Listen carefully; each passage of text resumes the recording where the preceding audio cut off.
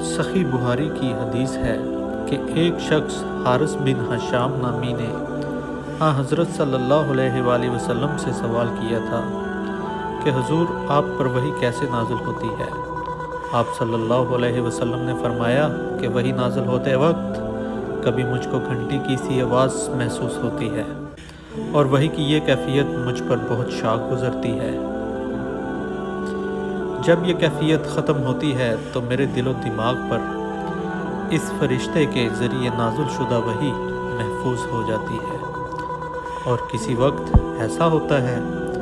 کہ فرشتہ بشکل انسان میرے پاس آتا ہے اور مجھ سے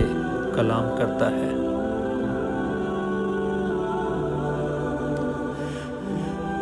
پس میں اس کا کہا یاد رکھ لیتا ہوں۔